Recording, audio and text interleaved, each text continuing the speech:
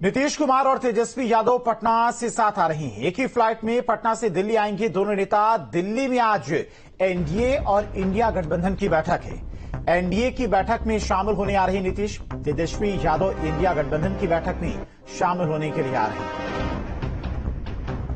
तो बड़ी खबर आपको बता दें कि आज एक तरफ एनडीए गठबंधन सरकार बनाने का दावा पेश करेगी, जो उसके दल हैं उनके साथ में वो बैठक करेगी और नीतीश और चंद्रबाबू नायडू को दिल्ली आने का न्योता भी दिया गया है। दूसरी तरफ इंडी गठबंधन की भी आज अहम बैठक है, जिसमें शामिल होने के लिए तेजस्वी यादव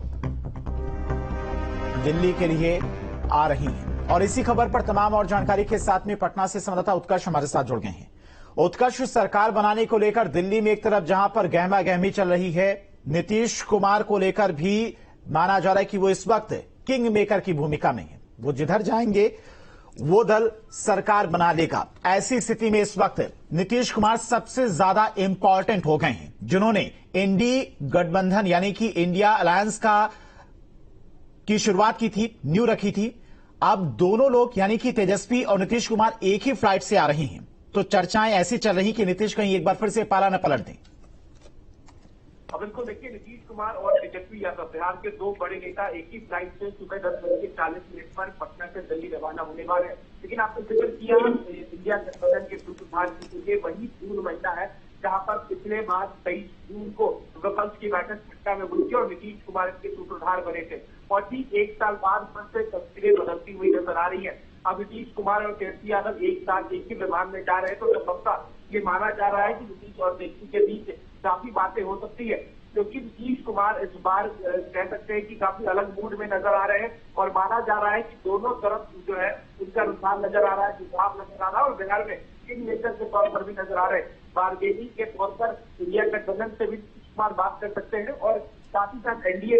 हालांकि दोनों नेता जो है वो अपने अपनी गठबंधन की बैठक में हिस्सा लेने जा रहे हैं, लेकिन नीतीश कुमार और तेजस्वी यादव का साथ जाना एक बड़ा संकेत जरूर इंडिया गठबंधन के लिए। ठीक है उत्कर्ष, बहुत बहुत शुक्रिया आपका तमाम सारी जानकारी के लिए। तो गहमा गहमी चल रही है, हलचल तेज है कि नीतीश कुमार किधर जाते हैं, क्योंकि दोनों ही दलों की बैठकें आज शाम दिल्ली में हैं। एक तरफ तेजस्वी यादव पटना से दिल्ली के लिए रवाना हुए हैं, दूसरी तरफ नीतीश कुमार भी, यानी कि दोनों एक ही फ्लाइट में हैं। और कहीं ऐसा ना हो कि रास्ते में ही सारी बातचीत हो जाए और नीतीश कुमार इंडी गठबंधन के साथ चले जाएं, तब इंडिया के लिए, एनडीए के लिए सरकार बनाना मुश्किल हो सकता है। हालांकि जिस तरह से लगातार बीजेपी के तमाम दलों के नेता लगातार नीतीश और चंद्रबाबू नायडू के संपर्क में हैं, उनसे बातचीत कर रहे हैं। प्रधानमंत्री मोदी ने खुद कल जब उनका भाषण हुआ था बीजेपी कार्यालय में, तो कई बार नाम भी लिया था नीतीश कुमार और तेजस्वी यादव का, शुक्रिया अदा किया था। तो ऐसे में कहा कुछ भी नहीं जा सकता है। हालांकि सरकार बनाने का दावा आज एनडीए गठबंधन पेश करेगा।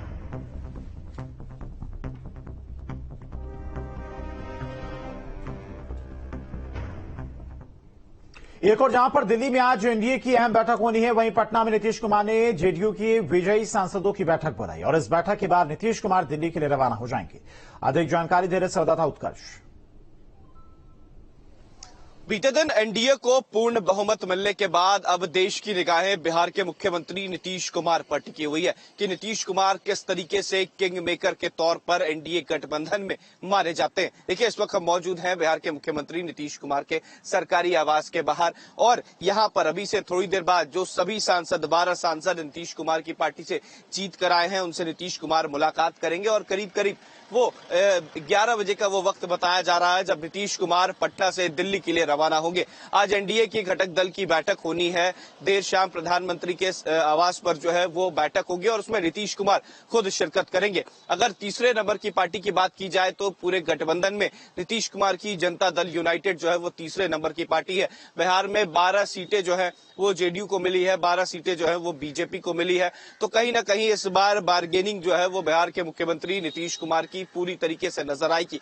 अब देखिए, बड़ी खबर सामने आ रही है कि नीतीश कुमार बड़ी बार्गेनिंग जो है वो प्रधानमंत्री नरेंद्र मोदी या यूं कह ले कि बीजेपी के साथ कर सकते हैं। 2 कैबिनेट मिनिस्टर और एक कह सकते हैं कि एमओएस जो है वो नीतीश कुमार मांग सकते हैं। 3 मंत्रिमंडल की हिस्सेदारी और दावेदारी जो है वो नीतीश कुमार की है। कल से ही लगातार ये कयास लगाए जा रहे हैं कि नीतीश कुमार बिहार और देश की राजनीति में एक बड़ा फैसला ले सकते हैं और अब थोड़ी देर बाद जितने भी सांसद हैं जेडीयू के जो जीत कर आए हैं उनसे नीतीश कुमार मुलाकात करेंगे, विचार विमर्श करेंगे और उसके बाद दोपहर करीब 11 से 12 बजे के बीच का वो वक्त बताया जा रहा है जब नीतीश कुमार पटना से दिल्ली रवाना होंगे और देर शाम प्रधानमंत्री के आवास पर जो बैठक होने वाली है एनडीए घटक दल की उसमें शिरकत करेंगे। वीडियो जर्नलिस्ट सत्येंद्र कुमार के साथ उत्कर्ष। तो देखिए, एक वक्त था कि बीजेपी को बिहार में सरकार बनाने के लिए नीतीश की जरूरत पड़ती थी और आज देखिए वक्त है कि केंद्र में सरकार बनाने के लिए नीतीश कुमार की जरूरत पड़ रही है। बढ़ते आगे, मुरादाबाद में एसपी प्रत्याशी रुचि वीरा ने जीत दर्ज की है और जनता का आभार उन्होंने जताया है। तो मुरादाबाद से बड़ी खबर, एसपी प्रत्याशी रुचि वीरा ने जीत दर्ज की और जनता का उन्होंने आभार जताया है। मुरादाबाद से पहली महिला सांसद जो बनी वो हमारे साथ है, नाम है रुचि वीरा। समाजवादी पार्टी से प्रत्याशी थी, 1,06,557 वोटों से जीत हासिल की है। 1,06,557 से जीत हासिल की, पहली महिला मुरादाबाद से सांसद बनी। मुस्कुराहट बता रही है, ये खुशी, ये लहर। जाहिर सी बात है, खुशी की बात है जब एक चुनाव लड़ा जाता है और जीता जाता है, और तो जाहिर सी बात है, खुशी की बात है। लेकिन मैं बहुत अपने जो मुरादाबाद लोकसभा क्षेत्र के मतदाता हैं, सम्मानित मतदाता, सभी महिला पुरुषों का, हिंदू मुस्लिम का, छोटे बड़ों का, सबका धन्यवाद देना चाहती हूँ और खासतौर से अपनी पार्टी के राष्ट्रीय अध्यक्ष अखिलेश यादव जी का और उससे भी ज्यादा खास तौर से मोहम्मद आजम खान साहब का, जिनकी सरपरस्ती में हमने सालों साल से हम पीछे राजनीति कर रहे हैं और उन्होंने मुझे टिकट दिलाने का और मेरे ऊपर भरोसा जताया है कि मैं इस सीट को जीत सकती हूँ। सब लोगों का भाई मुझे समर्थन मिला, आशीर्वाद मिला, दुआएं मिली, तो मैं सब लोगों का धन्यवाद करना चाहती हूँ और ये भी कहना चाहती हूँ जो मोहम्मद आजम खान साहब पे झूठे मुकदमे सालों साल से लगाए जा रहे हैं, भाई आप लोग भी उनके लिए दुआ करें जिससे उनकी मुसीबतें कम हो और एक बेगुनाह परिवार अपने घर में हंसी खुशी के साथ जिंदगी बिता सके। कल बड़ा दावा पेश किया जा रहा है सरकार बनाने का इंडिया गठबंधन का, इस बात से आपके चेहरे पे दोबारा मुस्कुराहट? बिल्कुल बात है, आप जानते हैं कि भाई अगर सरकार बनेगी तो काम करने की रफ्तार बढ़ जाएगी और तो भाई मेरे क्षेत्र को लाभ होगा और बिल्कुल उम्मीद करती हूँ कि सरकार बनेगी। सभी चीजों पे विराम लगाकर बात की जाए, अब तो आप सांसद बन गई हैं, पुराना खेमा आपका एसटीएसएन साहब, मुलाकात करने जाएंगी? देखी जाएगी, देखी जाएगी। मैं राजनीति में कभी भी किसी की लाइन छोटी नहीं करती, अपनी लाइन लंबी करती हूँ। राकेश रावत के साथ से ये दुआ सली, न्यूज स्टेट, मुरादाबाद। और यूपी में बीजेपी को कई सीटों पर हार का सामना करना पड़ा। बीजेपी के साथ साथ सहयोगी दल की सीटों पर भी हार हुई। यूपी में ऐसी कई सीटें रही जहां पर परिणाम चौंकाने वाले रहे। देखिए इस रिपोर्ट में।